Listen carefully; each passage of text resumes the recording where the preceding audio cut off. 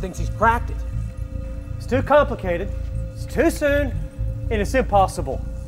No, it's true. He's done it. Okay, if he's right, this is going to shake the world to its core. I don't even think they're going to believe it. They've been convinced of what they believe for so long. For centuries. Their survival depends upon it. This will change everything. Evolution premise number 1, the missing link. In the last 100 years, there have been numerous discoveries of what evolutionists claim to be the missing link.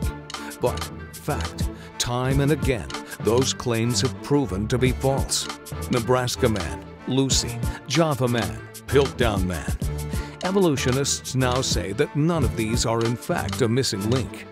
Even Charles Darwin, the father of the theory of evolution, said the fossil record should be full of many different creatures that would show transition, not just for man, but for hundreds of other species as well. But note his observation. The number of intermediate varieties which have formerly existed must be truly enormous. Why then is not every geological formation and every stratum full of such intermediate links? Geology assuredly does not reveal any such finely graduated organic chain. And this, perhaps, is the most obvious and serious objection which can be urged against the theory. Evolution premise number 2, spontaneous generation, which is defined as life coming from non-life, all by itself. Fact, from the mouth of a Nobel Prize-winning evolutionist. There are only 2 possibilities as to how life arose. One is spontaneous generation arising to evolution. The other is a supernatural creative act of God. There is no third possibility. Spontaneous generation, that life arose from non-living matter, was scientifically disproved 120 years ago by Louis Pasteur and others. That leaves us with the only possible conclusion that life arose as a supernatural creative act of God. I will not accept that philosophically because I do not want to believe in God. Therefore, I choose to believe that which I know is scientifically impossible. Evolution premise number 3, mutation. Evolution says that mutations can play an important role in the development and advancement of any surviving species. But, fact, there has never been a documented case of a beneficial mutation that hasn't involved loss of genetic material or that has created a new species. Things don't mutate into new things. A mutation doesn't produce major new raw material. You don't make a new species by mutating the species. That's a common idea people have, that evolution is due to random mutations. A mutation is not the cause of evolutionary change.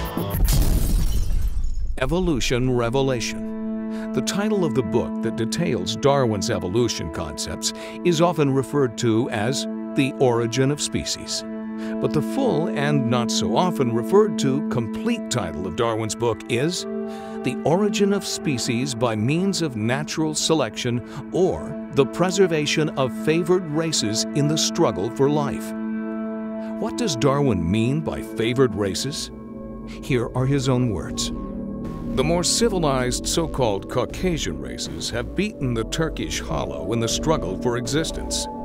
Looking to the world at no very distant date, what an endless number of the lower races will have been eliminated by the higher civilized races throughout the world.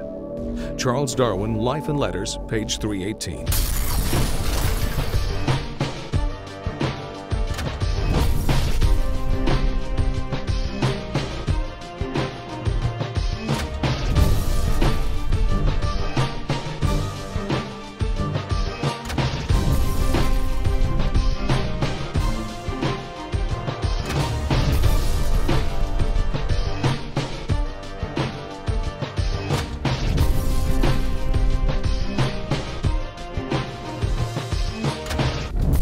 This is your brain. These are your ears. This is the evidence. Will you hear? Random chance or design? Which is more believable?